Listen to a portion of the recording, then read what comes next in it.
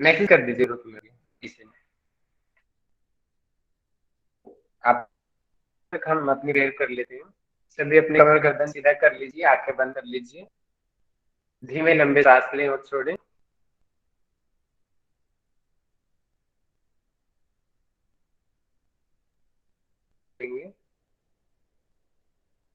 ओ,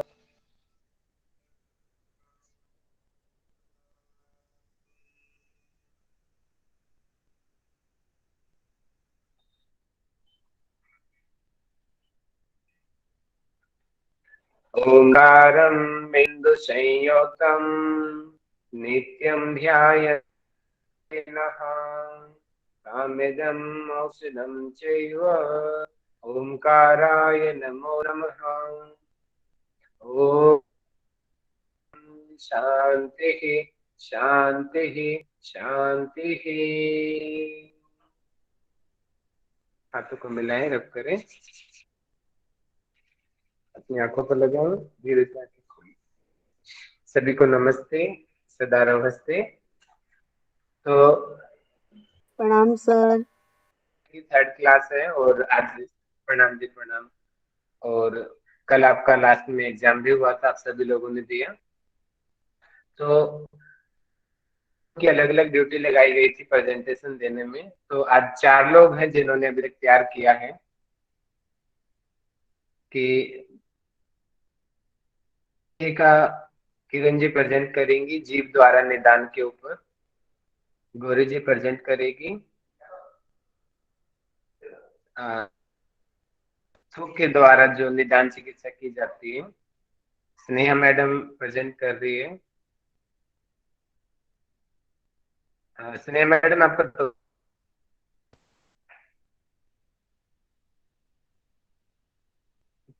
कल्याणी जी जल चिकित्सा के ऊपर कर रही है।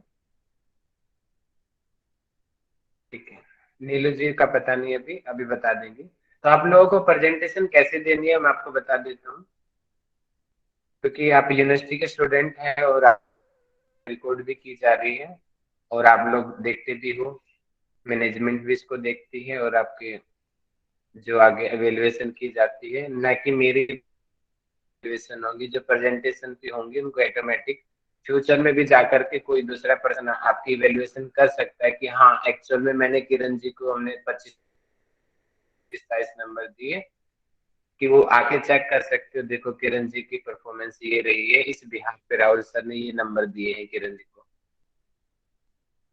से सब लोगों को बेस्ट करना है और घबराने की कोई बात नहीं है बिल्कुल। ऐसे मोस्ट पॉसिबिलिटी है कि मैं ही इस चीज को देखूंगा, बहुत रेयर चांस है कि कोई और पर्सन एवेल्युएशन करे आपकी।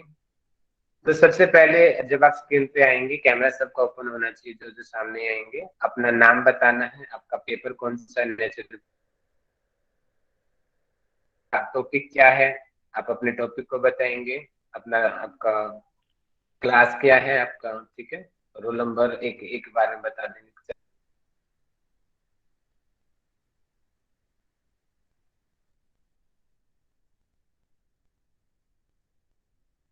आपके पास सर आपकी मैक्सिमम 10 आवाज मिनट बीच बीच में गायब हो जा रहा है। सर आपकी आवाज बीच बीच में गायब हो जा रहा है। ठीक है, बाकी नहीं लोगों सर, को आ रही है वॉइस ना, ब्रेक हो रही बाकी है। लोगों को आ रही है मेरी बहुत आवाज? जोर से बोल रहे हैं। नो सर, गायब हो रहा है सर। तो अभी कुछ समझ नहीं आया मैंने क्या बोला? No sir. हेलो, सर नाम, ठीक है, अभी क्लास, रोल देखिए अभी आ रही नंबर, है क्या मेरी सब्जेक्ट, साउंड? थोड़ा समझ में टॉपिक, इतना समझ में आया है। ठीक है, अभी सब्जेक्ट, मेरी टॉपिक साउंड और आ रोल रही है ना? नंबर। ठीक है, तो आप सब लोगों को एक एक करके जिन जिन का नाम बोला जाएगा मैं भी यहाँ पे आपके मार्क्स लगाता रहूंगा। तो आपको अपना नाम, आपकी क्लास क्या है, आपकी रोल नंबर क्या है, आपका टॉपिक क्या है, इसके साथ में उसको शुरू कर देना है। मैक्सिमम 10 मिनट्स होंगी, रेयरली चांस है कि इससे ज्यादा आप टाइम लोगे, तो उसके हिसाब से आपको 5 5 मिनट से लेकर 10 मिनट के अंदर आपको अपनी प्रेजेंटेशन ओवर करनी है। आप अपना कैमरा खोल के ओवर कर सकते हो, स्क्रीन को प्रेजेंट कर सकते हो, स्लाइड बना सकते हो, जो आपको बेस्ट रहे, आपको अपनी तरफ से बेस्ट देना है। ठीक है, तो सबसे पहले मैं किरण जी को बुलाता हूँ सामने, और जो भी सामने आएगा अपना कैमरा जरूर खोलेगा, नेटवर्क ठीक रहना चाहिए, ज्यादा अच्छा रहेगा। जी किरण मैडम, आप अपना शुरू कर सकते हो, मैं देख रहा हूँ आपको। ओके सर, ठीक है। पर प्रणाम सर। मेरा नाम किरण शर्मा है। मैं महर्षि विश्वविद्यालय से हूँ। मैं एमए योगा की सेकंड थर्ड सेम की स्टूडेंट हूँ और मेरा रोल नंबर 14 है। और आज का जो सब्जेक्ट है वो नेचुरोपैथी है। और इसमें मैं टॉपिक ली हूँ जीभ द्वारा निदान। मतलब जीभ के द्वारा हम कैसे निदान करते हैं या जीभ की देख के कैसे उनके समस्या का हम हल ढूंढ सकते हैं, इस टॉपिक में एक छोटा सा मैं वर्णन करना चाहती हूँ, जो इस प्रकार है। जीभ द्वारा निदान। पहला है, किसी भी व्यक्ति के जीभ को देखकर बहुत सारे रोगों के बारे में हम पता लगाया जा सकता है। लेकिन उस रोगी के जीभ को देखने से पहले हमको उनके बारे में यह पता लगाना आवश्यक होगा कि जैसे वह व्यक्ति किसी मादक पदार्थों का सेवन तो नहीं करता है, जैसे कि सिगरेट और मदिरा पान और अन्य नशीली चीजों का अगर वो सेवन करता है तो उसके हिसाब से हमको उनका अलग से देखना है, या फिर सामान्य व्यक्ति है उसको अलग से देखना है। हमको मुख्य रूप से उनको जीभ का उनको देखने या इलाज करने से पहले वो किसी भी प्रकार के मादक पदार्थों का सेवन करता है कि नहीं, इनकी हमको जानकारी होनी ही चाहिए। और जैसे अब हम जीभ का इलाज कर रहे हैं तो उसमें यह देखा जाता है कि जैसे जीभ पर सफेद सफेद जमना, अगर जीभ पर सफेद सफेद किसी भी चीज जैसे जमा रहता है, वो उस टाइप का अगर मैल जमा हो तो उससे हमको पता चलता है कि वो उसको ज्वर या उसको पेट की खराबी हो सकती है। अगर हम किसी व्यक्ति के जीभ को देखते हैं तो वो रूखा सूखा दिखता है, तो वो मतलब उसको पानी की कमी है, या अगर और उसको ज्वर की भी समस्या है। जीभ का रंग अगर भूरा होता है या काला हो जाता है तो वह बहुमूढ़ होता है। अगर जीभ की जड़ में सफेदी हो तो दांतों की खराबी हो सकती है। अगर जीभ पर नीला सा परत छाया हुआ हो तो वह हृदय रोगी के रूप में उन्हें चिन्हांकित किया जाता है कि इसे हृदय रोगी हो सकता है अगर जीभ का रंग नीला हो तो। अगर जीभ की लाली में कमी होती है, अगर लाली में कमी अथवा वो हल्का सफेदीपन उसमें छाया रहता है तो मतलब जैसे लाल ना होकर हल्का सा होता है तो वह खून की कमी होती है। सफेद टाइप का होना मतलब खून की कमी। जीभ का लंबा होना, अगर जीभ की लंबाई बढ़ी हुई है इसका मतलब वो मस्तिष्क रोगी होगा। अगर जीभ का बढ़ना तथा दांतों का निशान होता है, जीभ अगर बढ़ा हुआ होता है और जीभ के ऊपर अगर दांतों की निशान होती है तो वह यकृत विकार से वह पीड़ित होगा। जीभ का तीखा व नुकीला होना, अगर किसी मनुष्य का जीभ तीखा या नुकीला होता है तो वह दिमागी उत्तेजना को प्रदर्शित करता है। जीभ का रंग अगर शीशे जैसा होता है तो वह फेफड़ा रोगी होता है। अगर जीभ पर घाव होता है, जीभ पर घाव या फिर हल्का सा खुरदुरापन आना, ये सब रक्त विकार के कारण होता है। जीभ की काली व जमना चेचक, जीभ पर काली सा जमना मतलब ब्लैक टाइप का उसके जीभ के ऊपर जम जाना, इससे चेचक से मृत्यु की सूचक है। चेचक से मृत्यु होने की उनकी ये सूचना को प्रदान करता है। जीभ का रंग शीशे जैसे होना तथा जीभ पर छाले पड़ जाना मृत्यु की सूचना है। जैसे जीभ का रंग शीशे जैसा हो जाता है तथा जीभ पर छाले पड़ जाता है तो इससे हम मनुष्य की मृत्यु का अनुमान लगाया जा सकता है कि इसकी बीमारी कितनी गहरी हो चुकी है। इसी प्रकार जीभ पर जख्म व जगह जगह कटी उटी होने से बिगड़ जाने से के कारण खून की कमी होती है। अगर जीभ हमारा स्वस्थ नहीं हो और जीभ हमारा कटा फटा हो तो इससे हम उसके किस प्रकार का रोगी है या इसका शरीर किस प्रकार से अधिक तीव्र है या फिर किस प्रकार से इनको कमजोरी है, उसके उक्त हम बातों से उनके जीभ के रंग को देखकर हम बहुत जल्दी उनके शरीर के बारे में पता लगा सकते हैं। तथा तथा उस अंग के उपचार आवश्यकता होती है। जैसे कि वो किसी भी कलर से उनके जीभ को अगर हम देखते हैं तो उस हिसाब से जो चिकित्सक होता है वो अपना उपचार करता है। जीभ हृदय अंगों की स्थिति वह कहा जाता है जो जीभ की दर्पण है। वह जीभ दर्पण है। जैसे किसी भी व्यक्ति की जीभ की कलर को देखकर वह उसके बीमारी का पता लगाया जाता है। इसी कारण जीभ के रंग या कलर को देखकर उसके शरीर का दर्पण के रूप में उसको सूचक बताया गया है।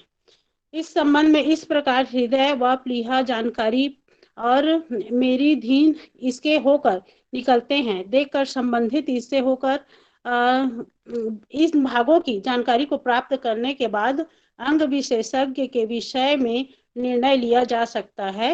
यह केवल अनुभव से ही जाना जा सकता है। विभिन्न रोगियों की जीभ को देखकर संबंधित रोग के विषय में जानकारी को प्राप्त कर लेने से इनका उपचार और निदान जरूर अवश्य प्राप्त किया जा सकता है।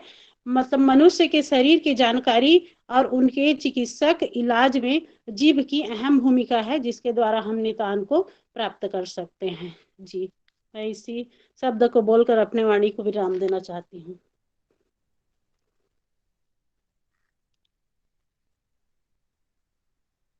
बहुत बढ़िया किरण जी, बहुत बढ़िया। Thank you sir. किसी को इसके बारे में कुछ पूछना है? किरण जी ने बहुत अच्छा बताया है जीभ के ऊपर, जीभ की निदान कैसे करते हैं। आप लोगों को पता ही होगा। मेरी आवाज ठीक से आ रही है? एक बार हाँ सर, आ रही है। Yes sir. प्लीज बता दीजिए, आवाज कट तो नहीं है मेरी? मैं अभी निदान का मतलब कि नेचुरोपैथी में हमने देखा भी है, निदान एक प्रिंसिपल भी है कि मुख्य रूप से निदान मतलब डायग्नोज करना, मतलब कि बिना किसी बड़ी बड़ी लैब, इतने वो हजारों हजार रुपए ले लेते हैं, और ये जो छोटी चीजें जो बिल्कुल फ्री ऑफ कॉस्ट होती हैं, अगर आपको इनके बारे में जानकारी होगी तो आप इतने बड़े बड़े टेस्ट का खर्चा बता सकते हैं। जैसे किरण जी ने भी बताया, हृदय रोगों को जानना, शरीर के बारे में जानना, डाइजेशन के बारे में जानना, खाली जीभ के बारे में इतना आपने पहले भी कभी इतना नहीं सुना होगा क्या इससे। और जितनी ये बातें हैं बिल्कुल सही हैं, जो जो बातें बताई गई हैं। बहुत सारे हमारे जो विद्वान जो लोग रहे हैं, ऋषि लोग, उन्होंने रिसर्च कर करके इन टॉपिक्स को, इन चीजों को लिखा गया। ये ऐसे ही नहीं लिखी गई है जो किरण मैडम ने बताया। हाँ सर। सर तो किरण जी ने बहुत सर प्रेजेंटेशन आपकी दिया। आवाज नहीं आ रही हाँ जी है। नीलू जी सर बताइए। मुझे किरण जी से क्वेश्चन करना था। जी एक मैम। प्रश्न है। हाँ, मैं हाँ। वही बोल रहा था जी। हाँ। करके, जिन किरण जिन को मैम कोई भी मेरा प्रॉब्लम प्रश्न। हो इससे रिलेटेड। हाँ जी। जी। किरण मैम मेरा प्रश्न ये है कि जो जीभ का आपने बताया जी। वो क्या सभी एज के लोगों के लिए वो चीज होता है, या बच्चों के लिए कुछ अलग से और इसमें लक्षण होते हैं जो बच्चों विशेष में आते हैं? नहीं नहीं, ये जीप का ना एक्चुअली ठीक होता है, ये सभी के लिए होता है। लेकिन क्या है, इसमें सिर्फ हमें इस बात का ध्यान रखना होता है कि वह व्यक्ति जिसका हम इलाज करते हैं या फिर उनका जीभ का रंग देख रहे हैं, कहीं वो मादक पदार्थ है किसी भी प्रकार के, वो नशे का आदि तो नहीं है। इसकी जानकारी होने के बाद हम उनके जीभ का इलाज कर सकते हैं, जिसमें सभी आयु के लोगों को ध्यान में रख कर किया जाता है। हाँ जी, वही है। जैसे बच्चे तो अब नशा करेंगे नहीं, लेकिन अगर बच्चों के जीभ में कोई प्रॉब्लम हो जाए तो हम उसको क्या कारण मानेंगे? हाँ, उसके उसको उस कारण को लेंगे ना अपना, कि इसके कारण है, जैसे कि छाला होना और मुख्य दाने होना, शरीर का जो जीभ का रंग होता है वो व्हाइट होना, ये तो सब इक्वल होगा ना। ब्लड की कमी या फिर छाला होना, वो पेट में जो होता है ठीक से मोशन नहीं हो पाता है, उसके कारण होता है, ये तो बराबर ही रहेगा। ओके जी, but okay, thank you so much. Okay जी, धन्यवाद, बढ़िया। बहुत बढ़िया। और कोशिश रखिए कि जो क्वेश्चन पूछ रहा है या क्वेश्चन जो क्वेश्चन का आंसर दे रहे हैं वो अपना कैमरा खोल के रखें। इसके अलावा किसी और को कुछ पूछना हो तो भी किरण जी से इनके टॉपिक से रिलेटेड आप पूछ सकते हो, फिर हम आगे दूसरी प्रेजेंटेशन पे जाएंगे। तो किसी को कुछ पूछना है क्या? ठीक, आपने बताया, बहुत अच्छी प्रेजेंटेशन थी। कोई बात नहीं, आपने ओरली आपको बताया, लेकिन ओरली भी अच्छा आपने बताया। ठीक है जी। ओके और सर, हाँ, थैंक यू नीलू सर। जी की तरह एक्टिव रहो सभी लोग। जब आप अच्छे से सुनोगे तो आपके डाउट्स आएंगे, उन डाउट्स को क्लियर करो।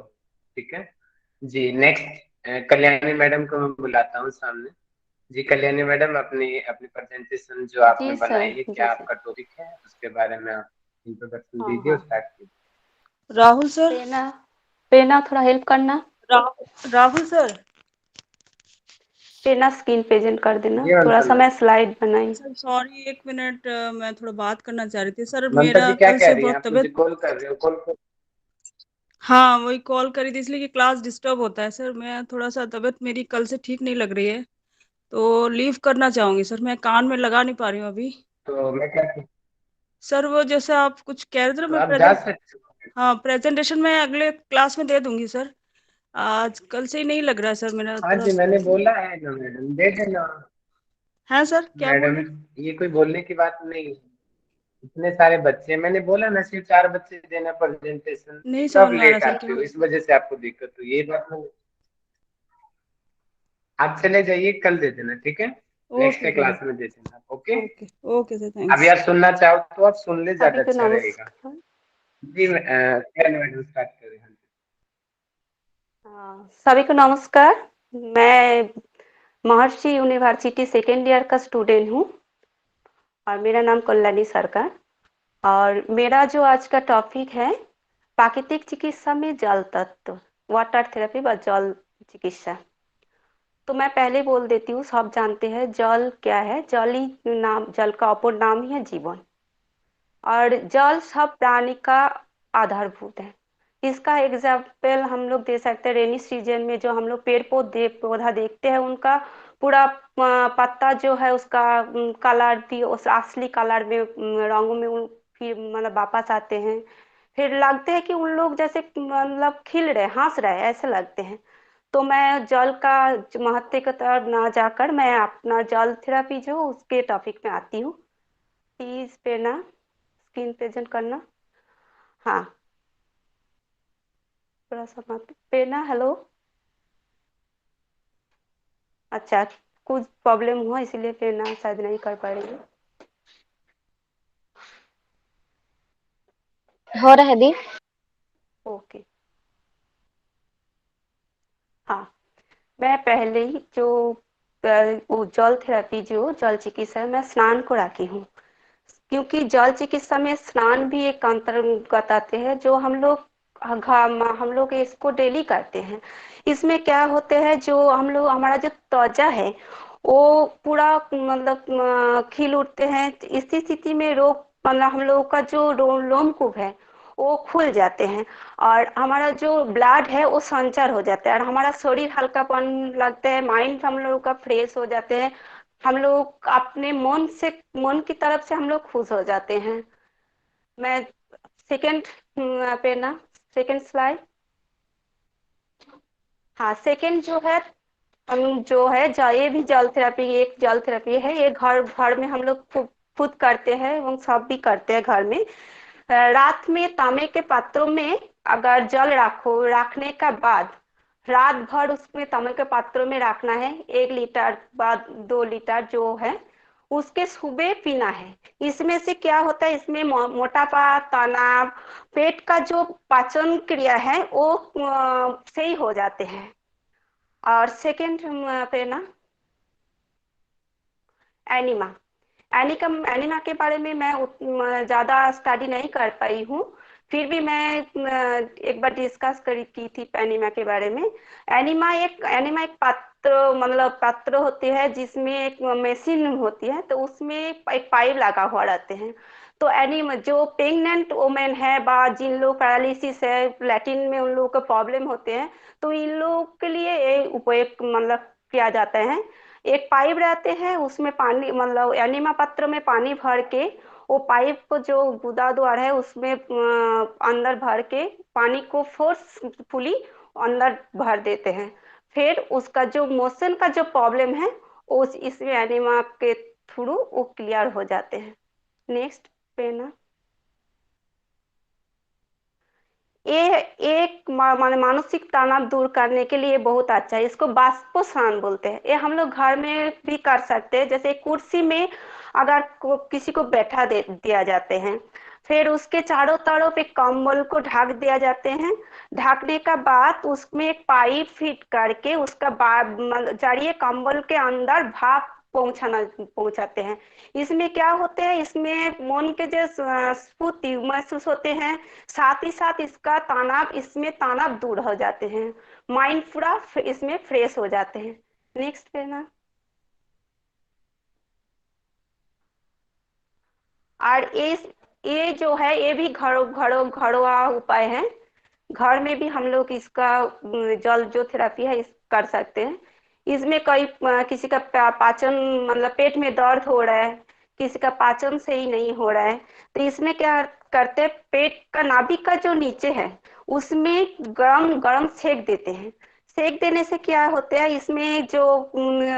इसमें पाइल्स के लिए भी ये भी बहुत उपयोगी है। जिन लोग का पाइल्स का प्रॉब्लम है, अल्सर का प्रॉब्लम है, इस थेरेपी करने से दूर हो जाते हैं। इसमें हम लोग सब जानते हैं जो हमारा शरीर जो है ना ये 3/4 भाग हमारा शरीर में जल रहते हैं।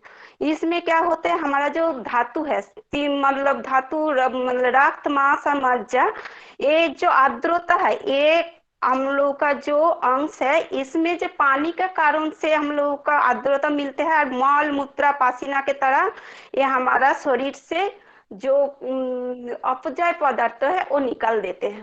बस सर मैं इतना तक ही की हूँ, माफी मांग चाहती हूँ, ज्यादा नहीं कर पाई हूँ। Thank you sir.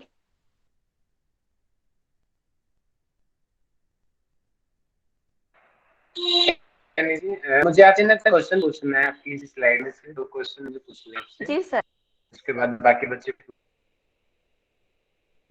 पहले मेरा क्वेश्चन ये बनता है कि अभी आप ये जो बता रहे हैं, जो भी स्क्रीन पे भी प्रेजेंट है जो फोटो, आप ये गर्म पानी की बता रहे हो ठंडे पानी की बता रहे हो? तो ये गर्म पानी है। ठीक है, तो आप इसको सुधार लेंगे। मुझे नहीं पता, आपने अल्सर में और पाइल्स में गर्म पानी बिल्कुल या तो बिल्कुल हल्का गुनगुना होना चाहिए, गर्म हुआ तो उसको प्रॉब्लम और बढ़ा देगी उस चीज। Okay sir. ठीक है, ये थेरेपी का पार्ट हो गया। और ठीक है, आप क्योंकि इसको मैं एक बार जहाँ पर दोबारा पढ़ी से हूँ ना रिवाइज कर वहाँ, लेना। हाँ हाँ मैं हाँ, इसको मैं ये कर लूंगी, लेकिन जहाँ पर पढ़ी हूँ ठीक है, गर्म पानी लिखा हुआ था, कोई बात नहीं, मैं कोई इसको बात सुधार लूंगी। नहीं। बाकी सर आपने बहुत अच्छा यदि प्रेजेंट पाइल्स किया तो। सर यदि पाइल्स जो है थोड़ा सा उसका जो है ज्यादा, जैसे पाइल्स में जो जो छोटे छोटे मस्सा जैसे आता है, यदि वो थोड़ा ज्यादा यदि हो तो थोड़ा सा हल्का सा गर्म ज्यादा रखते हैं, नहीं तो वो कुनकुना ही रहते हैं, क्योंकि उससे क्या गर्म पानी से उनको बहुत ज्यादा आराम मिलता है।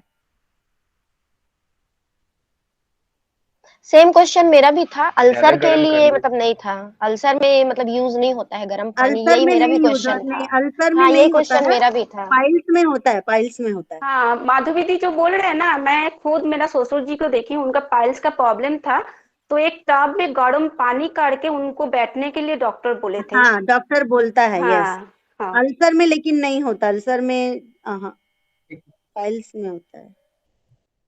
अल्सर में बिल्कुल भी नहीं है। पाइल्स में मैंने क्यों मना किया, क्योंकि पाइल्स भी कई प्रकार की होती है, ज्यादातर ब्लीडिंग वाली होती है जिसमें मस्से हमारे फूट जाती हैं। उसमें हल्का गुनगुना पानी हो सकता है, लेकिन सामान्य जो हम गर्म पानी बोलते हैं तो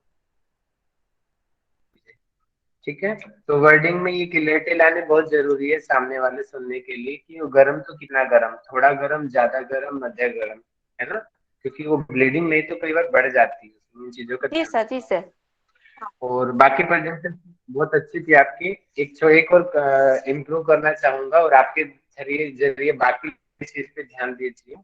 जैसे आपने जो आपकी पिक्चर नंबर 4 थी स्ट्रीम की, कि जो आप बोल रहे हैं पिक्चर में वही लगाइए, क्योंकि पिक्चर जो लगी हुई थी पूरे कमरे, वो जो है एक आदमी बैठा हुआ है, उसके अंदर स्टीम चारों तरफ से आ रही है, और आपकी वर्डिंग में जो है कि कंबल में उसको करो और अंदर से जी स्टीम दो, सर, जी तो सर, दोनों इसका पिक्चर पिक्चर मैच नहीं नहीं मिला कर रही था आपकी मुझे। वर्डिंग के साथ। मैं ओके समझ सर। गया था आपको हाँ। शायद कुछ गड़बड़ रही होगी, लेकिन फिर भी बताना मेरा काम है। तो बाकी सभी लोग कोशिश कीजिए कि आप अगर पिक्चर नहीं मिली है तो बोल दीजिए मुझे पिक्चर नहीं मिली है, इसकी तरह ऐसा होगा। ठीक है, बाकी बहुत अच्छा रहा। वो स्ट्रीम तरीके से दे सकते हैं आप, घर घर के लिए वो घर का नुस्खा है, वो सस्ते में काम चलाने का। नहीं तो स्ट्रीम की मशीन बहुत महंगी आती है। लेकिन होटल के बारे में और भी बहुत कुछ बोला जा सकता है, लेकिन बाकी आपने बहुत अच्छा बोला है, थोड़े टाइम में काफी अच्छा आपने बोला है। थैंक यू जी। ठीक है, इसके बाद में और किसी को कुछ पूछना है तो कल्याणी सर मैडम से एक पूछ सकते हैं। सर आपसे ही मैं एक अभी मुझे ये याद आ गया है पाइल्स को लेकर। और यूरिन से संबंधित बात है, जैसे मैंने सुना था कि जिसको भी पाइल्स होता है तो वो मतलब अपनी जो खुद की जो यूरिन होती है उससे उस जगह को अगर वॉश किया जाए तो पाइल्स ठीक हो जाता है, ऐसा करके सुना था मैंने। तो क्या सही है सर?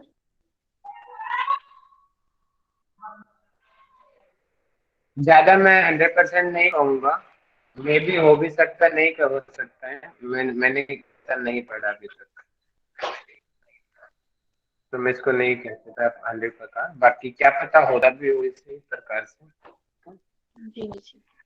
हाँ, उसका ये हो सकता है क्योंकि यूरिन का टेम्परेचर भी हल्का गुनगुना ही होता है, मे बी उस तरीके से कुछ और रिलेशन वहाँ पे हो सकता है। ठीक है, कोई और क्वेश्चन है? ये थेरेपी का पार्ट हो जी गया। अभी ऐसे थेरेपी में की वो कई की लोगों बात थी। हाँ, और किसी जी जी, हाँ ठीक है रोना मैम, ठीक है। किसी को और कोई क्वेश्चन पूछ कल्याणी मैडम से, फिर आगे बढ़े हम।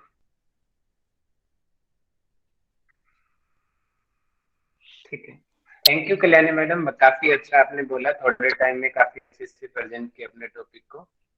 ठीक है, नेक्स्ट मैं गौरी जी को बुलाना चाहूंगा। जी गौरी जी, आप अपना आइए सामने, अपने बारे में बताइए और अपने जी टॉपिक। प्रणाम सर, सभी को प्रणाम। मेरा नाम गौरी यादव है और मैं महर्षि यूनिवर्सिटी मैनेजमेंट एंड टेक्नोलॉजी में 3rd सेमेस्टर की स्टूडेंट हूँ। मेरा सब्जेक्ट है सर नेचुरोपैथी में थूक द्वारा निदान। तो निदान जानने से पहले हमें मतलब थूक द्वारा निदान जानने से पहले हमें निदान क्या है वह जानना पड़ेगा। जैसे कि प्राकृतिक चिकित्सा में बताया जाता है कि डायग्नोज हम किसी चीजों को देख के करते हैं, कि जैसे थूक हो गया, मल हो गया और अपना रक्त हो गया, इसके माध्यम से हम निदान करते हैं। और प्राकृतिक चिकित्सा को छोड़कर जो चिकित्सा के जो अन्य माध्यम होते हैं, जैसे कि अपना हो गया एलोपैथी, इन सब चीजों, इन सब चिकित्सा पद्धतियों में महंगी महंगी मशीनों से उस बीमारी को जानने के लिए, जैसे एक्सरे हो गया, एंडोस्कोपी हो गया, इन मशीनों से, महंगे महंगे मशीनों से बहुत खर्चे करके उस निदान भी नहीं कर पाते, क्योंकि उससे सटीक जानकारी हमको प्राप्त नहीं होता है। लेकिन नेचुरोपैथी में एक लक्षणों को देखकर हम उसके आधार पर हम बता सकते हैं कि रोगी को कौन सी बीमारी है और उसका हम फिर आगे इलाज भी कर सकते हैं। तो जैसे हमारे शरीर में कुछ विजातीय द्रव्य पाई जाते हैं, हो जाती है बाहर से जो हम इनटेक करते हैं, क्योंकि हमारी शरीर जो है वो पंच तत्वों से मिलके बना है। इनमें कुछ भी तत्व उसके अलावा अगर हमारी बॉडी में कुछ भी एक्सेस हम इनटेक करते हैं, खा लेते हैं, हमारी गलती से हमारी बॉडी में चली जाती है और वह हमारी बॉडी एक डॉक्टर का काम करती है जो बाहर निकालने का भी काम करती है। जैसे कि हमने कुछ उटपटांग चीजें खा ली है, गलती से इनटेक कर ली है, तो वो हमारी बॉडी से, हमारा बॉडी डॉक्टर बन के उसको खुद निकालने की कोशिश करेगा, जैसे कि उल्टी के माध्यम से, दस्त के माध्यम से। इस तरीके से वो अपने आप उसको निदान करने की कोशिश करता है, मतलब ठीक करने की कोशिश करता है। अगर उससे ज्यादा तौर पे वो हो जाता है, जैसे विजातीय द्रव्य जो शरीर में अधिक मात्रा में हो जाता है, तब फिर उसको हम थूक से, रक्त से, मल से, मूत्र से, इन माध्यमों से हम उसको डायग्नोज करते हैं और उस कारण का पता लगाकर फिर हम उसका इलाज करते हैं। तो मैं अपने टॉपिक पे आती हूँ, जैसे कि थूक द्वारा निदान है। तो थूक जनरली जो हमारा जो थूक होता है एक नॉर्मल व्यक्ति का होता है, वह होता है कि पतला होता है, उसमें रंग गंध कुछ भी नहीं होता है, व्हाइट कलर का थूक होता है। लेकिन अगर इसमें हम कोई गंध पाते हैं तो हमें फिर पता चलता है कि हमें कोई प्रॉब्लम है या होने वाली है। तो पहला तो ये है कि यदि हमारे थूक में नमी आती है तो शरीर में पानी की एक्सेस मात्रा हो जाता है, वाटर लेवल हमारे बॉडी में एक्स्ट्रा हो रही है यदि हमें बार बार थूक आता है ना। और अधिक जैसे कि थूक में नमी आती है तो ये भी, जैसे पानी की मात्रा हमारी बॉडी में एक्सेस हुआ तो जाहिर सी बात है कि हमें सर्दी की भी प्रॉब्लम हो जाएगी, नमी हो बढ़ेगा तो।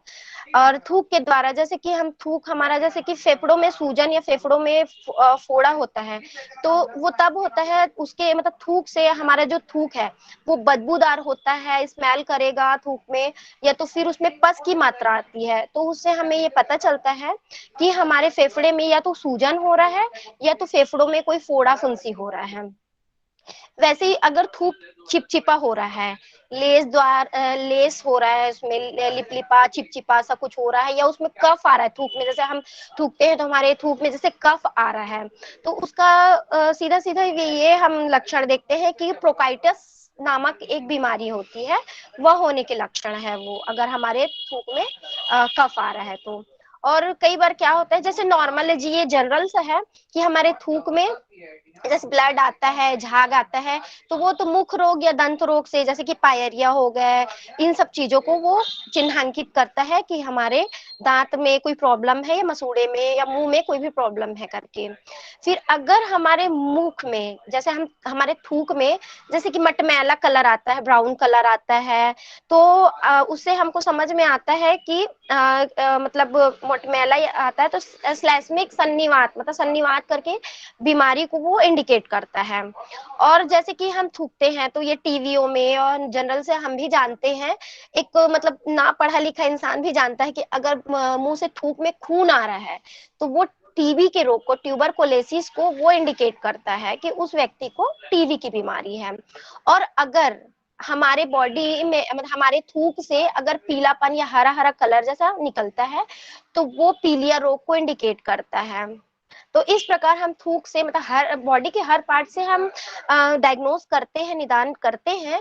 लेकिन मेरा टॉपिक था थूक, तो थूक से हम इतने प्रॉब्लम को हम बता सकते हैं और उसका फिर सही इलाज कर सकते हैं। Thank you sir. Hello Gauri. हाँ हाँ गौरी, आपने बहुत अच्छा बताया है। बस मेरा एक क्वेश्चन है। हाँ। वो ये कि जो हमारे थूक होता है उसका कई सारा वैरायटी निकलता है, उसके बारे में बताया। अगर मान लो किसी समय हमारे मुंह में थूक बनना ही बंद हो जाए तो उस तो कंडीशन में थूक क्या अगर, होगा?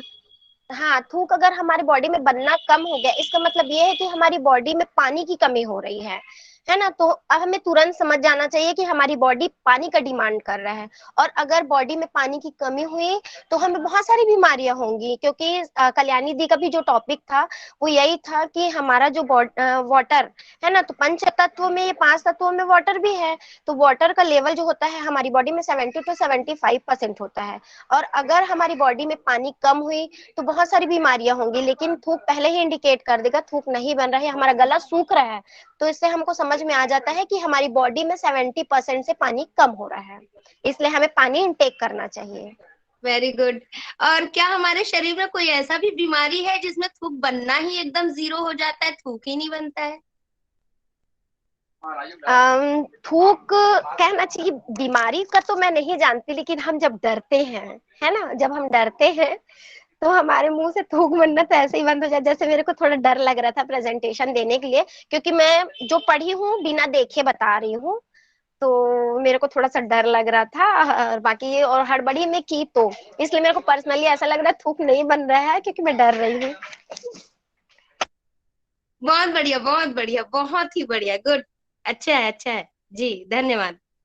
अच्छा गौरी, जो बार बार थूकते हैं जी, कई लोग को देखते हैं कि बार बार थूकते रहते हैं, वो कौन सी बीमारी के लक्षण के कारण होता होगा? जो बार बार थूकते हैं नदी, उनके पेट में ना मतलब विजातीय द्रव्य पाए जाते हैं, जो हमारी बॉडी को, जैसे बोलते हैं ना कि हमें कोई भी प्रॉब्लम होता है, जैसे उल्टी या दस्त से वो बाहर निकलता है, तो उनके पेट में कीड़े या कृमि जो होते हैं ना, वो व्यक्ति बार बार थूकते हैं, क्योंकि उनको पेट के अंदर से अनकंफर्टेबल फील होते रहता है। हालांकि उनको समझ में नहीं आता है, वो आगे चल के प्रॉब्लम ज्यादा बताता है, लेकिन पेट में कृमि हो गया या फिर मतलब ऐसा टॉक्सिन चीजें जो हमारी बॉडी में नहीं होना चाहिए, वो इंडिकेट करता है, जिनको बार बार थूक आता है। और एक तो जो अच्छा, पाउच ओके, खाते थैंक हैं, यू। है ना, उनको भी बार बार हाँ थूकते हाँ, हैं वो वो। तो अलग है, हाँ। हाँ, और ये सब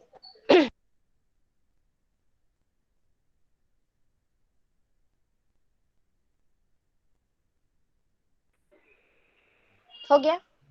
बहुत बढ़िया, बहुत थैंक यू अच्छा सर। आंसर दिया थैंक यू आपने सर। गौरी जी। किसी को और कोई क्वेश्चन पूछने है गौरी जी से?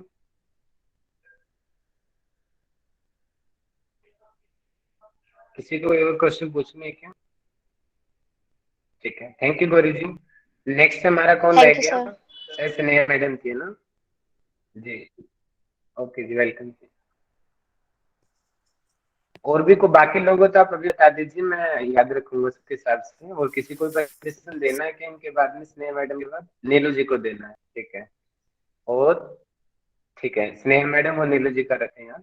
बाकी लोग ध्यान से सुनिए, बहुत कुछ सीखने को मिलेगा आप ध्यान से सुनोगे तो, क्योंकि जो भी सामने आ रहा है अपना बेस्ट तैयारी करके आ रहा है। ठीक है, तो आप अच्छे से सुनो, आपको नॉलेज बढ़ेगी। जी स्नेहा मैडम आप start कर सकते प्रणाम। जी जी, प्रणाम सर। प्रणाम सभी को। मेरा नाम है स्नेहा पाल। मैं महर्षि यूनिवर्सिटी एमए योगा की थर्ड सेमेस्टर की छात्रा हूँ। और मेरा टॉपिक है नेचुरोपैथी का महत्व या उपयोगिता, कि आखिर हमारे जीवन में, इस भागदौड़ के जीवन में, आखिर क्यों हम नेचर का शरण लें। नेचुरोपैथी पहले से क्यों इतना रिकमेंडेड है सभी के लिए, हम इसके वैल्यू को क्यों नहीं समझ पाते। तो उसके बारे में मैं आज आप लोगों से कुछ शेयर करना चाहती हूँ। और इसके लिए मैंने भी कुछ स्लाइड्स भी बनाए हैं, उन स्लाइड्स को भी मैं रिप्रेजेंट करूंगी आप लोगों के सामने, ताकि जो बातें हैं वो अच्छी तरह से समझ में आ जाए। तो नेचुरोपैथी जो है, सबसे पहले हम जानते हैं नेचुरोपैथी। नेचुरोपैथी का जो तात्पर्य है, नेचर, नेचर से हम जो बनाते हैं, जो होता है नेचर, नेचर ही हमारा प्रमुख सोर्स है। सोर्स ऑफ लिविंग जो है तो है वो हमारा नेचर ही है। तो उस नेचर के कारण ही हम इस जीवन को जी रहे हैं। तो नेचुरोपैथी हम इंग्लिश में बोलते हैं, लेकिन हिंदी में उसे हम प्राकृतिक चिकित्सा के नाम से जानते हैं। तो कुछ स्लाइड्स मैं आप लोगों के सामने रख रही हूँ, उन स्लाइड्स के माध्यम से हम अच्छी तरह से जान सकते हैं। तो सबसे पहले मेरी स्लाइड है जो हमारा टॉपिक है कि नेचुरोपैथी की उपयोगिता और उसका महत्व। तो सबसे फर्स्ट वाला स्लाइड है नेचुरोपैथी, जिसका हिंदी में प्राकृतिक चिकित्सा करके हम कहते हैं। फिर सेकंड स्लाइड है मेरा प्रकृति के आधारभूत तत्व, यानी नेचर। नेचर का निर्माण किस तरह से होता है ये हम सभी जानते हैं, और नेचर के द्वारा ही हमारे शरीर का निर्माण हुआ है। तो हमारे शरीर में जो मेन तत्व है, हम सभी तो इस डायलॉग से परिचित है ना, कि हम पंच तत्व से मिलकर बना हमारा शरीर और अंत में पंच तत्व में ही जाकर मिल जाएगा। तो वो जो पंच तत्व है जिसके द्वारा इस शरीर का निर्माण हुआ है, उसे हम पहले जानते हैं आकाश, वायु, अग्नि, जल और पृथ्वी। ये 5 तत्वों के द्वारा ही हमारे शरीर का निर्माण हुआ है। तो प्रकृति चिकित्सा के अंतर्गत जो हमारी नेचुरोपैथी है, प्राकृतिक चिकित्सा है, इसके अंतर्गत इन 5 तत्वों का ही सहारा लिया जाता है हमारे शरीर में उत्पन्न हुए रोगों को दूर करने के लिए। ठीक है, तो ये सबसे बड़ा बेनिफिट है नेचुरोपैथी का, कि इसमें अलग से किसी भी प्रकार की कोई ट्रीटमेंट, कोई मेडिसिन, कोई थेरेपी, कोई मशीन्स वगैरह का प्रयोग नहीं किया जाता है। तो इन तत्वों के आधार पर ही, इन तत्वों के सहयोग से ही हमारे शरीर को स्वस्थ और सुरक्षित बनाया जा सकता है। ये सबसे बड़ी देन है नेचुरोपैथी की, प्राकृतिक चिकित्सा की। तो आइए अब हम जानते हैं कि प्राकृतिक चिकित्सा के 10 जो मूलभूत सिद्धांत है वो क्या क्या है। तो प्राकृतिक चिकित्सा में जो हमारे मूलभूत सिद्धांत हैं। अर्थात Sneha ma'am, yes sir. Sneha ma'am phone को लैंडस्केप में कर लीजिए, रिकॉर्डिंग में आएगा नहीं। रिकॉर्डिंग लैपटॉप के हिसाब से होती है, प्लीज फोन को लैंडस्केप में कर लीजिए। ओके जी sir, please continue ma'am. Now it's okay sir. नहीं नहीं, आप फोन को टेढ़ा करोगे तब होएगा। हाँ जी जी हाँ, आप बिल्कुल सही है मैडम, बाकी आप भी लोग टेढ़ा कर सकते हो। ओके जी continue ma'am. Yes sir, yes sir. तो नेचुरोपैथी के जो प्रमुख 10 सिद्धांत होते हैं, जिसके ऊपर हमारी जो नेचुरोपैथी प्राकृतिक चिकित्सा बेस्ड है, उसे मैं यहाँ पर आप लोगों के सामने विस्तृत रूप से वर्णन करना चाहती हूँ, ताकि हम भी इस नेचुरोपैथी की पद्धति को, इसके सिद्धांत को, इसके महत्व में उपयोगिता को हम अच्छी तरह से समझे और अपनी इस लाइफस्टाइल को हम सुधारते हुए नेचुरोपैथी का सहारा लें। तो सबसे पहला है, सभी सभी जो, सॉरी यहाँ पे प्रिंट टाइपिंग मिस्टेक हो गई है, सभी रोग एक हैं और उनका कारण भी एक है और उनका उपचार भी एक है। तो सबसे पहला और सबसे इंपॉर्टेंट सिद्धांत यहाँ पर बताया गया है कि जितने भी तरह की डिजीज, जितने भी तरह के रोग जो व्याप्त हैं, उन सभी, वो सभी लगभग एक ही हैं। अब आप सभी के मन में होगा ऐसा कैसा हो सकता है, रोग तो अलग अलग प्रकार के होते हैं, किसी को मोटापा है, किसी को ऐसा है, किसी को कैंसर की समस्या है ना। तो रोग आप सभी सोच सकते हैं, क्योंकि आज की वैज्ञानिक पद्धति और हमारे जो रोग इतने बढ़ गए हैं, उसके आधार पर शरीर के हर किसी अंग में विभिन्न प्रकार के रोग उत्पन्न हो रहे हैं, तो हमारे मन में ये बहुत सारे सवाल उत्पन्न हो सकते हैं कि कैसे एक हो सकते हैं। लेकिन जो नेचुरोपैथी है, प्राकृतिक चिकित्सा के आधार पर, प्राकृतिक चिकित्सा ये कहता है कि हमारे सभी रोग एक हैं, उनका कारण भी एक है, और उनका प्लस पॉइंट यहाँ पे ये है कि उनका उपचार भी एक ही है। तो यहाँ पर हमें समझना होगा कि जितने भी अलग अलग रोग हैं वो कहीं बाहर से नहीं है, वो हमारे शरीर में ही उत्पन्न होते हैं, और उन रोगों का कारण भी एक है, जो मैं आपको लास्ट में बताऊंगी, लास्ट वाली स्लाइड में, ठीक है। और प्राकृतिक चिकित्सा में उनका उपचार भी बहुत ही सरल और सुविधाजनक और सस्ते दामों पर ही हो जाता है। दूसरा जो मूलभूत सिद्धांत है, तीव्र रोग शत्रु नहीं मित्र होते हैं। तीव्र रोग, देखिए जो हमारे शरीर में जो रोग उत्पन्न होते हैं ना, तो उसे हम दो भागों में बांटते हैं प्राकृतिक चिकित्सा के अनुसार। एक होता है हमारा तीव्र रोग और दूसरा होता है हमारा जीर्ण रोग। तो इसका भी मैंने स्लाइड बनाया हुआ है, तो ये भी मैं आप लोगों को दिखा देती हूँ। ये देखिए यहाँ पे जो विजातीय द्रव्य करके लिखे हुए हैं ना, उसमें देखेंगे तीव्र रोग। जो तीव्र रोग होते हैं, जो ना बहुत जल्दी अटैक करते हैं हमारी बॉडी पर, तो वो जो रोग होते हैं वो तेजी से आते हैं और संक्रामक रोग में ही उनकी गिनती होती है। जैसे इन्फेक्शन जो होता है ना, तो वैसे ही उनकी गिनती होती है। तो इसमें जैसे हमारा उल्टी हुआ, जुकाम हुआ, दस्त हुआ, अब बुखार हुआ कभी कभी, तो ये सारे जो रोग होते हैं वो हमारे तीव्र रोग कहलाते हैं, कि ये जल्दी जल्दी आते हैं और जल्दी जल्दी ही चले जाते हैं। और दूसरा होता है हमारा जो जीर्ण रोग होता है। ये जीर्ण रोग जो होता है ये काफी लंबे समय तक हमारे शरीर में दबकर ही रहते हैं और ये बाद में उभरते हैं, लेकिन ये आसानी से आते भी नहीं है और जाते भी नहीं है। जो तीव्र रोग होते हैं वो बड़ी आसानी से आ जाते हैं और चले भी जाते हैं। और जीर्ण रोग क्या होते हैं, ये शरीर में रहकर तीव्र रोगों को दबाने के लिए आजकल हमने बहुत सारे औषधियों का प्रयोग करना शुरू कर दिया है ना। तो उन औषधियों के द्वारा हम क्या करते हैं, थोड़ी सी सर्दी लगी हमने फट से दवाई ले ली, थोड़ा सा बुखार आया हमने तुरंत दवाई, पैरासीटामोल, ये सभी का हमने उपयोग कर लिया।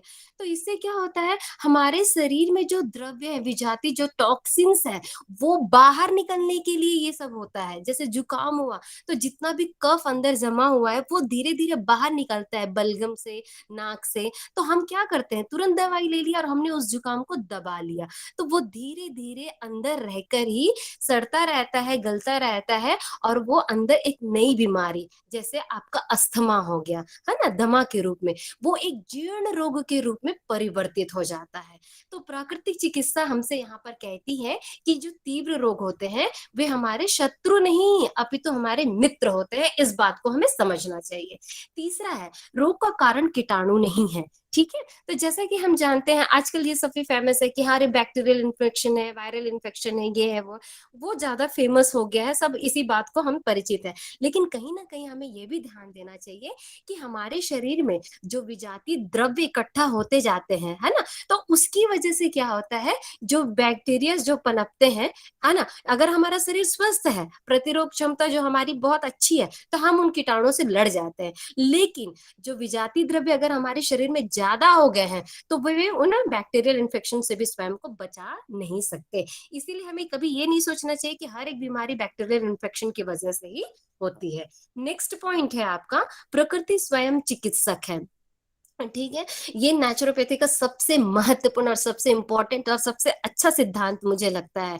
क्यों? क्योंकि हम सभी अवगत हैं कि जिन तत्वों से हमारे, जिन प्राकृतिक तत्वों से हमारे शरीर का निर्माण हुआ है, उन प्राकृतिक तत्वों में ही और उन प्रकृति की देन है ये कि हमारा शरीर अपने आप को सुरक्षित करने के लिए, हमारे शरीर स्वयं ही हमें सुरक्षा प्रदान करता है।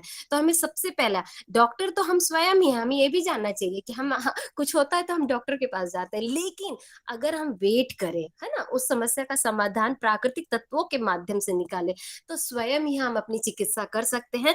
और प्रकृति कहीं ना कहीं इसमें 100% रोल निभाती है हमें स्वस्थ करने के लिए, लेकिन हम उतनी देर तक पेशेंस नहीं रखते हैं। नेक्स्ट है आप लोगों के लिए, चिकित्सा रोगी की नहीं लेकिन संपूर्ण शरीर की होती है। प्राकृतिक चिकित्सा में एक और बात बहुत इंपॉर्टेंट है कि इसमें जो हमारे डिजीज होते हैं, तो ये पर्टिकुलर उस डिजीज के ऊपर ही कार्य नहीं करती है, बल्कि पूरे संपूर्ण शरीर की ओर ध्यान दिया जाता है कि कैसी समस्या है, कहाँ से उत्पन्न हुई, जड़ कहाँ पर है। इस तरह संपूर्ण बातों को ध्यान में रखकर चिकित्सा प्रारंभ की जाती है। नेक्स्ट पॉइंट है, प्राकृतिक चिकित्सा में निदान की विशेष आवश्यकता नहीं होती।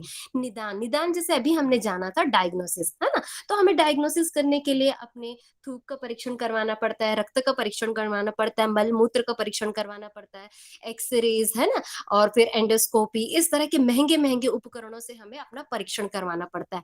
लेकिन प्राकृतिक चिकित्सा की सबसे खास बात यह है कि इसमें आपको ऐसे कोई भी दर्द भरे, है ना, या फिर ऐसे महंगे उपकरणों की आवश्यकता नहीं होती है। जो चिकित्सक होते हैं वो आपके शरीर पर को ध्यान से देखते हैं, या आपकी नाखूनों के द्वारा, आपकी त्वचा के द्वारा, इन सभी बातों को वो ध्यान में रखते हुए आपके शरीर में जो उपस्थित रोग है उसका निदान वो प्रस्तुत करते हैं। नेक्स्ट है जीवन रोग के जीर्ण रोग के आरोग्य में समय लग जाता है। ये तो स्वाभाविक सी बात है ना कि जो जीर्ण रोग होते हैं, जो अंदर हमारे दबे पड़े होते हैं, तो ये क्या है, लंबे समय से रहते हैं और इनका जब ट्रीटमेंट चलता है तो यहाँ पर जरूर समय लग सकता है। तो हमें पेशेंस रखना चाहिए, रोगी को चाहिए कि वो इसमें थोड़ा सा अपना नियंत्रण बनाकर रखे, अपने आप को संभाले कि हाँ, क्योंकि ये मेरा रोग बहुत पुराना है, जटिल है और इसे ठीक होने में समय लग सकता है। प्राकृतिक चिकित्सा में नेक्स्ट पॉइंट है, प्राकृतिक चिकित्सा में दबे रोग भी उभरते हैं। जैसे कि हम एक रोग का ट्रीटमेंट करवाने जा रहे हैं, है ना, तो जो चिकित्सा होती है हमारी, तो जरूरी नहीं है कि हमारा वो रोग तुरंत ठीक हो जाए, उसके साथ साथ बॉडी में और भी कोई प्रॉब्लम है तो वो भी साथ में उभर कर आने लगती है। तो यहाँ पर क्या परिस्थिति होती है कि कई सारे जो रोगी होते हैं उनके मन में असंतोष की भावना उत्पन्न हो जाती है। अरे ये क्या, हम तो इसका ट्रीटमेंट करवाने आए हैं, देखे तो कई और समस्याएं उत्पन्न हो रही है। लेकिन वो समस्याएं उत्पन्न हो रही हैं किस लिए, वो उस रोग को भी ठीक करेंगी इसीलिए। तो उस बात को हमें समझना चाहिए, एक रोगी को समझना चाहिए और बहुत ही ज्यादा उसे पेशेंस के साथ, धैर्य के साथ उसे आगे बढ़ना चाहिए। नेक्स्ट पॉइंट है आपका, प्राकृतिक चिकित्सा में मन, शरीर और आत्मा तीनों की चिकित्सा की जाती है। क्योंकि प्राकृतिक, जो नाम ही प्रकृति, प्रकृति का नाम सुनते ही हमारे मन को आनंद आ जाता है। एक नेचर के बारे में सोचते ही हम लोग खुश होने लगते हैं। तो जो नेचर से जो ट्रीटमेंट हमें मिलता है वो वाकई में सिर्फ हमारे डिजीज के ऊपर ही नहीं, बल्कि हमारे मन को, हमारे शरीर को, हमारे आत्मा को भी वो तृप्त कर जाता है। क्यों? क्योंकि हम संपूर्ण रूप से प्रकृति के सानिध्य में, प्रकृति की गोद में ही रहकर अपना उपचार करते हैं। मानसिक शांति, सारी तरफ से आपको मानसिक शारीरिक शांति आपको मिलती है। नेक्स्ट पॉइंट है, प्राकृतिक चिकित्सा में उत्तेजक औषधियों के सेवन का प्रश्न ही नहीं है। जो हमारी जो प्राकृतिक चिकित्सा होती है इसके अंतर्गत आपको किसी भी प्रकार के गोलियों का, है ना, जैसे आज दिया कल ठीक हो गया, इस तरह की किसी भी प्रकार की मेडिसिन आपको प्रोवाइड नहीं करवाई जाती है। बल्कि चिकित्सा में समय लगता है, लेकिन जो चिकित्सा होती है वो जड़ से आपकी समस्या को समाधान करती है। तो ये जो मूलभूत सिद्धांत है ये हमारे लिए बहुत जरूरी थे और आज के लाइफस्टाइल के लिए हमें ये सब जानना भी अत्यंत ही आवश्यक था। फिर स्वास्थ्य प्राप्ति के कुछ सिद्धांत मैं जल्दी जल्दी बताती हूँ, ये सबसे आप लोग भी बहुत अच्छी तरह से अवगत होंगे। सबसे पहले अगर एक अच्छा हेल्थ हम चाहते हैं तो हमें ये कुछ रूल्स है, इन रूल्स को हमें फॉलो करना पड़ता है। उषा पान करना, उषा पान, उषा का मतलब समझते हैं आप लोग, है ना, भोर, है ना। तो जब हम मॉर्निंग में उठते हैं सवेरे तो सबसे पहले हमें क्या करना पड़ता है, पानी पीना पड़ता है। जो पानी अगर हम तांबे के पात्र में रखा हुआ जल अगर हम ग्रहण करें तो वो भी हमारे स्वास्थ्य के लिए बहुत अच्छा है। अगर हम गुनगुना पानी जल ग्रहण करें तो वो भी हमारे स्वास्थ्य के लिए बहुत अच्छा है। तो उषा पान करना दोनों तरफ से ही हमारे लिए बहुत ही लाभदायक है। सेकंड है आपकी शौच की आदर्श पद्धति। शौच, अगर देखिए कई लोग जो होते हैं, बच्चे जो स्पेशली होते हैं, वो मॉर्निंग में शौच नहीं जाते हैं, है ना, तो इससे क्या हो जाता है, उनका पूरा दिन का जो शेड्यूल है वो खराब हो जाता है। लेकिन अगर अब इसे हम एक प्रॉपर वे में करें कि नहीं, आप पहले उषा पान करो फिर शौच जाओ, तो इससे क्या उनकी हैबिट भी सुधरती है और सुबह से ही अगर हमारे शरीर से मल मूत्र जैसे गंदगियां बाहर निकल जाए तो सारा दिन हमारा स्फूर्तिदायक या आनंददायक बना रहेगा। तीसरा है मुख मार्जन एवं दंत धावन। तो फिर उसके बाद शौच के बाद सभी हम जो ब्रश करते हैं, आधुनिक स्टाइल में हम उसे ब्रशिंग कहते हैं, लेकिन पहले के जमाने में उसे दंत धावन यानी मंजन के द्वारा या दातुन के द्वारा ही हम अपने दांतों को क्लीन किया करते थे। नेक्स्ट है फिर भ्रमण करना। भ्रमण करना जो होता है बहुत ज्यादा जरूरी है। अगर हम कोई कठिन एक्सरसाइज नहीं कर पाते हैं तो भ्रमण हमारे लिए बहुत आवश्यक है। वो भी प्रातः काल में भ्रमण करना हमारे स्वास्थ्य के लिए बहुत अच्छा होता है। नेक्स्ट है अभ्यंग या मालिश करना। ठीक है, मालिश हमारे सभी अंगों का बहुत ही अच्छे तरह से, हम तिल के तेल का प्रयोग कर सकते हैं मालिश के लिए, जो कि बहुत अच्छा रहता है ना। तो या फिर सरसों तेल, गुनगुने सरसों तेल का भी प्रयोग कर सकते हैं। तो मालिश करने से हमारे शरीर में रक्त का संचार होता है, जिससे अनेक प्रकार की व्याधियों से हमें छुटकारा मिलता है। फिर आपका नेक्स्ट है स्नान करना। स्नान करना, स्नान करने से, जैसे पहले भी मैम ने बताया था कि स्नान करने से हमारे शरीर के जितने भी रोम छिद्र हैं वो सभी खुल जाते हैं, है ना, जिसके द्वारा पसीना जो होता है वो बाहर निकल जाता है। तो स्नान भी हमारे लिए अत्यंत ही आवश्यक है। स्नान के बाद आता है ध्यान और ईश्वर प्रार्थना। तो प्रकृति जिनकी शरण में है, तो हम एटलीस्ट उनका ध्यान करें, उनको हम धन्यवाद करें कि आपकी वजह से हमें इतना सुंदर जीवन मिला है। तो ये ईश्वर प्रार्थना और ध्यान हमारे लिए अत्यंत आवश्यक है, शारीरिक एवं मानसिक रूप से। नेक्स्ट है आपका आसन एवं प्राणायाम। तो आसन एवं प्राणायाम को आप भ्रमण के बाद भी कर सकते हैं। ठीक है, आसन जो भी अपने योग के अंतर्गत देखा हो, प्राणायाम पद्धति जो हमारे जीवन को दीर्घायु बनाती है, तो इस तरह से इन सारी पद्धतियों का हम प्रयोग कर सकते हैं और अपने जीवन को और भी अधिक सुरक्षित एवं स्वास्थ्यवर्धक बना सकते हैं। तो ये सारे जो तथ्य हैं वो कहीं ना कहीं हमारे जीवन को प्रभावित करते हैं। इसलिए मैंने आप लोगों को ये बताया कि प्राकृतिक जो चिकित्सा है, नेचुरोपैथी जो है, वो हमारे लाइफ के लिए कितना इम्पोर्टेंट होता है। तो अभी मैं अपनी इस वक्तव्य को समाप्त करना चाहती हूँ। आई होप, मुझे लगा होगा आप सभी को अच्छे से पसंद आया होगा जो भी मैंने बोला है।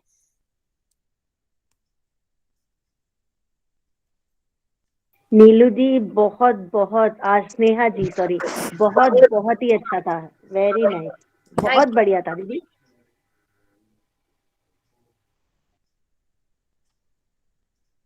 थैंक यू, बहुत बढ़िया।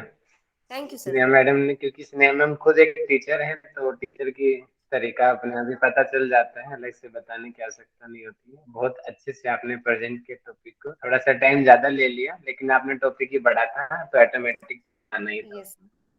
और सबसे अच्छी बात ये थी कि ये कहीं से देख के नहीं बोल रही थी, है ना, अपने आप से आप बोल रही थी। ये बहुत बड़ी बात है, क्योंकि एग्जाम्पल से मुझे पता चल रहा था कि देखा नहीं जा रहा है, अपने आप से ही बोल रही हूँ। ये चीज बहुत इम्प्रेसिव थी और बहुत अच्छा था। ऐसा ही मैं चाहता हूँ कि आप खुद से बोलिए, देख के तो हर कोई बोल सकता है ना, बिना देखे आप उन चीजों को एक्सप्लेन करना। और एक्चुअल में बिना देख के जब हम बोलते हैं तब ज्यादा अच्छे से एक्सप्लेन कर पाते हैं, ये एक्चुअलिटी है। किसी को कोई डाउट हो तो आप स्नेहा मैडम से अभी पूछ सकते हैं, जो मैडम ने प्रेजेंटेशन दिया अभी। मैम जैसे कि थैंक यू मैम, बहुत अच्छा प्रेजेंटेशन था आपका, थैंक यू। एक क्वेश्चन है मैम, जैसे आयुर्वेदिक औषधि हम जिस दौरान लेते हैं, तो उस दौरान अगर हमें कुछ, अगर जैसे तीव्र रोग हो गया या कुछ भी हो गया, तो उस टाइम हम इंग्लिश दवाई नहीं ले सकते, दोनों को एक साथ नहीं ले सकते, ऐसा सुनी हूँ मैं। हाँ मैम, वैसे तो मैं चिकित्सक नहीं हूँ, लेकिन मैं ये बोलना चाहती हूँ कि जब भी हम प्रकृति चिकित्सा या आयुर्वेद की शरण में जाए तो हमें पेशेंस रखना चाहिए। पहली बात ये है, क्योंकि जो एलोपैथी होता है ना मैम, वो बहुत ज्यादा जल्दी हमारे शरीर पे प्रभाव करता है, बहुत जल्दी कार्य करता है। बट ये जो हमारा आयुर्वेद है और हम नेचुरोपैथी में जाएंगे तो हमें टाइम जरूर लगेगा, बट उसका जो है निदान वो जरूर ही हो जाए। तो उसके लिए थोड़ा सा संयम बरतने की जरूरत है। Okay ma'am, thank you.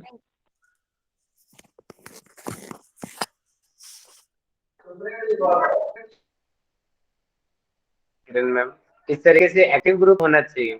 आप लोग कोई क्वेश्चन ही नहीं पूछोगे तो मुझे लगता है कि दो ही चीजें हो सकती है, या तो नहीं सर, उनका बहुत अच्छा था सर, तो ज्यादातर सर उनका बहुत ही अच्छा था और क्लैरिटी था सर, और एकदम एक एक पॉइंट जो है बहुत अच्छे से उन्होंने स्लाइड के माध्यम से क्लियर किया है, जो जो सारे पार्ट को।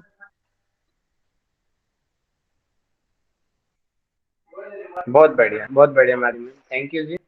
चलिए लास्ट प्रेजेंटेशन आज का हम नीलू जी का लेते हैं। नीलू जी 6 से 7 मिनट सर में एक आप शुरू क्वेश्चन है कीजिए, सर, बाद में 5 मिनट आपके पास। राहुल सर एक क्वेश्चन है।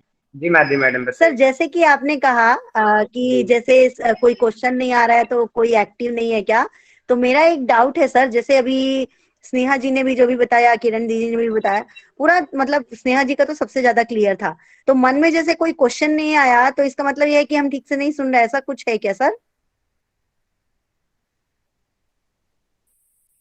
नहीं, मैंने क्या बोला, दो कंडीशन होती है, या तो सब कुछ समझ जी में आ सर। गया, कुछ भी समझ जी में सर। नहीं आया। दो ही लोग होते हैं ना यस जो क्वेश्चन नहीं पूछते। Yes sir. अब दोनों में आप कौन सी श्रेणी में आप जानो कि सारा ही समझ आ गया, ऐसा तो पॉसिबिलिटी बहुत रेयर होती है। या कुछ भी समझ में नहीं आया, जिसको कुछ समझ नहीं आएगा वो क्या पूछेगा, वो तो कुछ भी नहीं पूछेगा। है ना?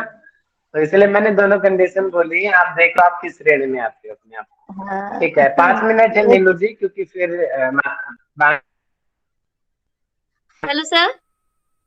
हाँ नीलू सर मैं ये पाँच बोल मिनट रही में थी, आपको सबसे अपना पहले स्नेहा मैम, आप प्रेजेंट। ना जितना सादगी से स्क्रीन पे आती हो ना, उतनी सादगी से बहुत एक्सप्लेन करके चले जाते हो। ये अभी की बात नहीं है, अक्सर जब भी आप बोलना शुरू करते हो तो हमने आपका वॉच किया है कि आप ना बहुत मतलब शालीनता से बहुत कुछ कह जाते हो। मैम इसके लिए आपको बहुत सारा बधाई, बहुत सारा, बहुत अच्छा बोले हो आप, रियली। और सर राहुल सर, मैं ये बोलूंगी कि अभी सर हम लोग का टेस्ट भी होने वाला है और समय भी कम है।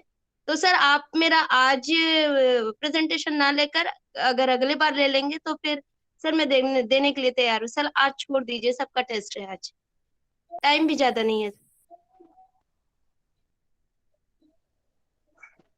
ऐसा शाम को ऐसा 5 बजे और ओपन बुक है वो तो। अरे मुझे लग रहा था जस्ट अभी है। Oh sorry sorry. ओपन के एग्जाम करना। सॉरी हाँ। नीलू, हाँ। फंस गई, आपको तो देना ना पड़ेगा। ना ना ना, 5:30 बजे।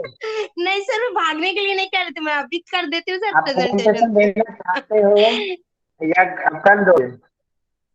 जी जी जी। नहीं सर, मैं देने के लिए तैयार हूँ, लेकिन अभी क्या है, आपका समय ओवर हो गया है तो फिर मुझे फिर कम समय मिलेगा, ज्यादा जल्दी जल्दी हो कोई जाए। बात नहीं, आप 5 मिनट में दे सकते हो। 5 मिनट में आप नहीं दे सकते प्रेजेंटेशन तो दे दीजिए, क्योंकि चलिए सर मैं क्लासेस दे हमारे देती पास हूँ, बहुत ठीक है। कम है, मुझे भी पढ़ाना है आप लोग बाकी।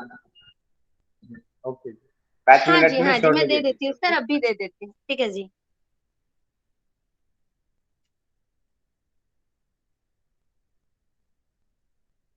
हाँ ठीक है। मेरा नाम है नीलू सोनी, मैं महर्षि यूनिवर्सिटी से महर्षि वैदिक साइंस एमए की स्टूडेंट हूँ। और मेरा जो विषय है वो है निदान का अर्थ और रोग के कारण। तो जैसे कि मेरे पहले जितने भी मित्र आए हैं, गौरी ने भी और स्नेहा मैम ने भी, और सभी ने पंचतत्व से रिलेटेड सारी चीजें बता दी है। डायग्नोज मतलब निदान को भी अच्छे से बता दिया है। और कल्याणी मैम ने तो पूरा एक तत्व को ही बता दिया है, जल तत्व को, जिससे मैं शुरू करूंगी। मतलब कि जैसे मेरा विषय है कि निदान का अर्थ क्या है, तो उसके पहले मैं ये बता दूं कि जैसे हमारा शरीर है, जैसे सबने बताया, हमें भी बता रहे हैं, हमारा शरीर पंच तत्व से मिलकर बना है। पंच तत्व से मिलकर बना है और ये पंच तत्व ही हमारे शरीर का संचालन करते हैं। ये पंच तत्वों में है कम या ज्यादा मतलब असंतुलन की स्थिति आने पर हमारे शरीर में रोग उत्पन्न होते हैं। अगर इनका असंतुलन कम हो गया या ज्यादा हो गया, इनकी मात्रा घट गई या बढ़ गई, दोनों कंडीशन में हम बीमार होते हैं। तो ये तो हो गया हमारे शरीर का स्वभाव, ये कैसा है। अब दूसरा चीज ये आता है कि अब इसी से मैं कनेक्ट करके आपको बताती हूँ कि निदान होता क्या है। तो निदान आज के समय में जैसे हम आधुनिक चिकित्सा सभी आधुनिक चिकित्सा से परिचित हैं। कोई भी हमको तकलीफ होती है तो सबसे पहले हम डॉक्टर के पास जैसे जाते हैं, तो वो पहली तो आपको लंबे चौड़े टेस्ट लिख कर देते हैं। आपको यूरिन टेस्ट कराना है, ब्लड टेस्ट कराना है, ये टेस्ट वो टेस्ट, सारी चीजें। इस टेस्ट का रीजन होता है आपके अंदर कौन सी तकलीफ है इसको जानना। और इसके साथ कई सारे मशीनों का ये सारे मशीनों के द्वारा किए जाते हैं ना, जैसे एंडोस्कोप हो गया, एक्सरे हो गया, एमआरआई हो गया, और ऐसे बहुत सारे मशीनें होती है जो हमारे अंदर के रोग को जानने का काम करता है, बताता है कि आपके अंदर कौन से रोग हैं, ऐसा कहते हैं। लेकिन वास्तव में ये उतनी क्लियरिटी के साथ नहीं हो पाता है जितना हम सोचते हैं। अब इसको मैं, ये तो आधुनिक चिकित्सा की बात हो गई। अब इसको मैं प्राकृतिक चिकित्सा की तरफ छोड़ाती हूँ।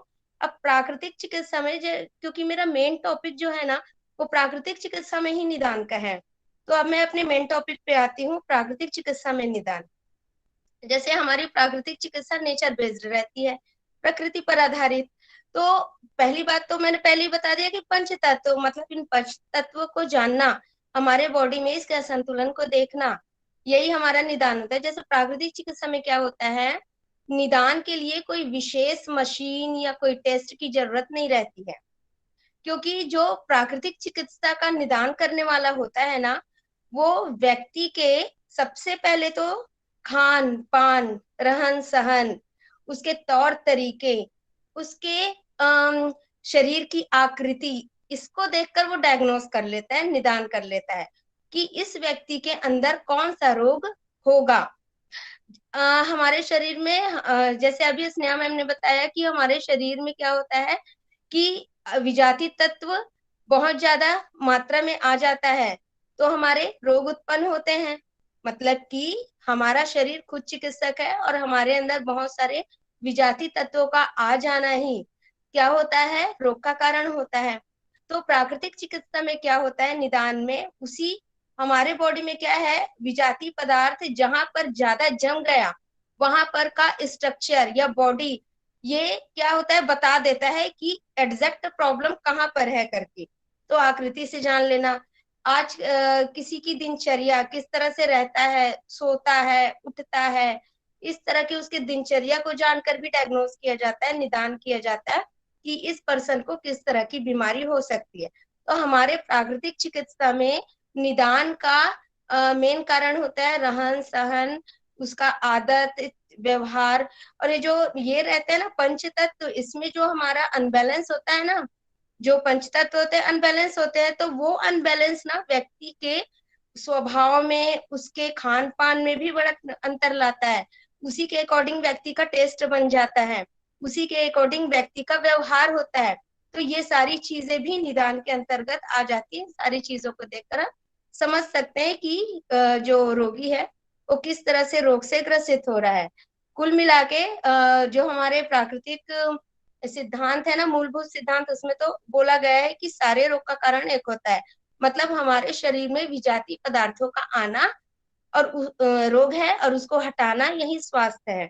तो ये हमारा निदान है, रहन सहन, खान पान, उसके तौर तरीके और शरीर की आकृति, ये हमारे प्राकृतिक चिकित्सा में निदान का काम करता है। अब हमारा अगला प्रश्न था कि रोग के कारण, जैसे अब मैं इसको उसमें कनेक्ट करती हूँ, निदान से कनेक्ट करके अब मैं रोग का कारण बताती हूँ। जैसे कोई पेशेंट है, अब वो डॉक्टर के पास गया, प्राकृतिक चिकित्सक के पास गया, उसने कहा कि मेरे को डाइजेशन में प्रॉब्लम होता है, डाइजेशन मेरी अच्छी होती नहीं है। तो सबसे पहले तो प्राकृतिक चिकित्सक ये देखेगा, उसका पूछेगा, व्यक्तिगत तरीके से उसके दिनचर्या को जानेगा कि आप पहले अपनी दिनचर्या बताइए क्या है। तो वो अपनी दिनचर्या में सब कुछ अच्छा बता रहा है, कह रहा है मैं ऑफिस जाता हूँ और मुझे बहुत समय बैठने को मिलता है, ज्यादा चेयर पर बैठ के मुझे काम करना पड़ता है। तो पहली पकड़ तो यही आ जाती है, क्योंकि आप बॉडी को ज्यादा देर तक बैठ रहे हो आप, जिसके कारण आपका डाइजेशन है वो पूरा हीलिंग नहीं पा रहा है और उसके कारण आपको डाइजेशन में प्रॉब्लम हो रहा है।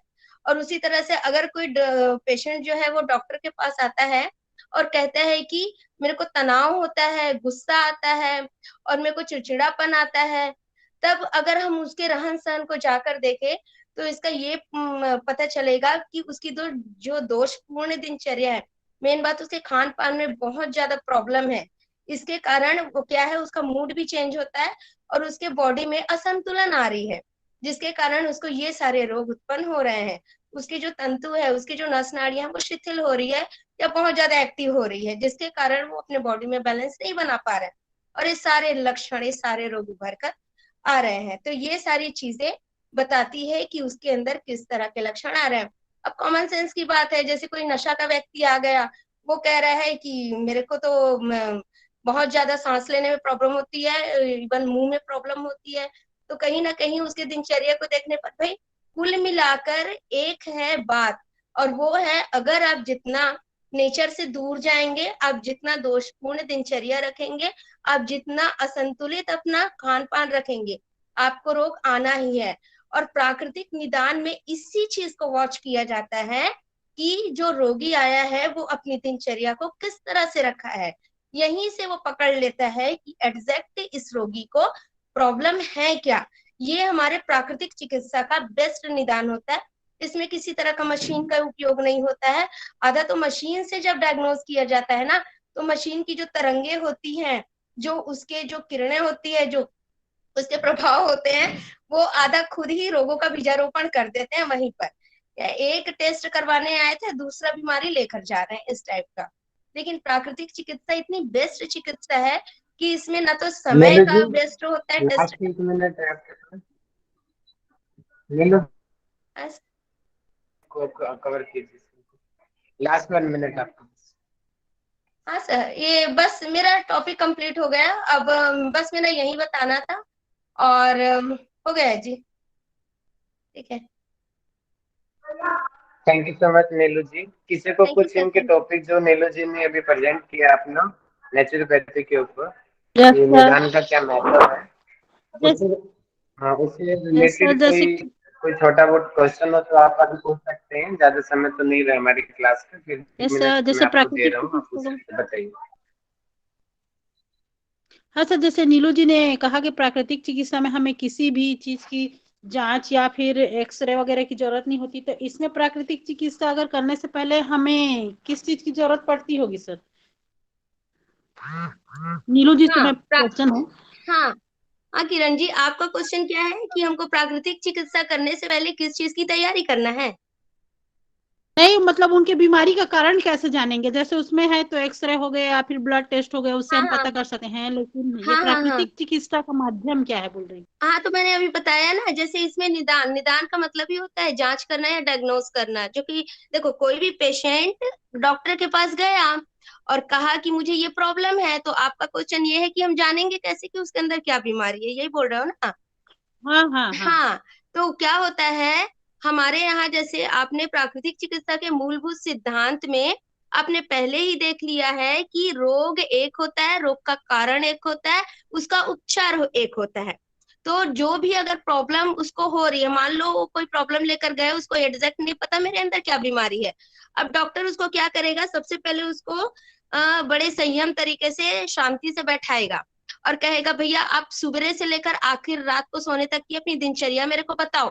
तो वो बताएगा कि मैं सुबह उठकर ये करता हूँ, यहाँ जाता हूँ, ये खाता हूँ, ऐसा करता हूँ, इतने बजे रात को सोता हूँ। अब ये क्या है, दिनचर्या जैसे ही डॉक्टर सुनेगा ना, वैसे ही पकड़ लेगा कि एग्जैक्ट उसका असंतुलन कहाँ पर है और उस असंतुलन के कारण उसके बॉडी में क्या प्रॉब्लम हो रहा है, और वो प्रॉब्लम के कारण ही उसको ये वाली समस्या।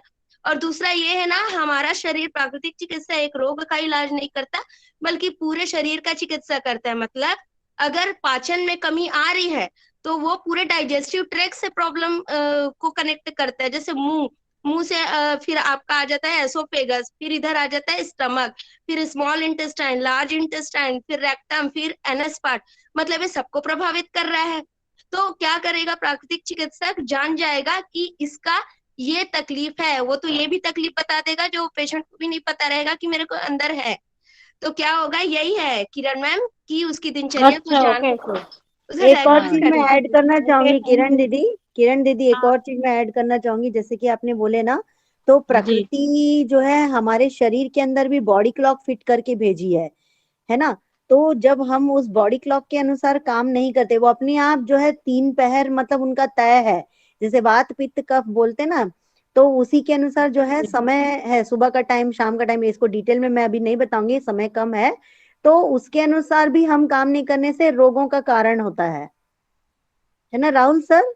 एम आई ओके राइट जी, सर? Thank you. बिल्कुल सही जी, बिल्कुल सही। Thank you so much. समय हो गया है तो मैं यहीं पे रोकना चाहूंगा। काफी हेल्दी डिस्कशन हमारा चल रहा था। इस डिस्कशन को हम कल नेक्स्ट क्लास में अपनी वर्षों जो होनी है उसमें कंटिन्यू करेंगे। ठीक है, सर मुझे समय देने के लिए थैंक यू नीलू धन्यवाद। जी। बाकी लोग जिनको अपना नेक्स्ट टाइम बता दीजिए। ओके नीलू जी, और टाइम का थोड़ा ध्यान रखेंगे सभी लोग। जो टाइम सीमा रखी गई है उसी में आपने काफी कोशिश की अपने टाइम सीमा में रहने की। थैंक यू जी। तो अपनी क्लास को मैं यहीं पे क्योंकि भावना मैडम ले रही है तो मैं यहीं पे मैं इसको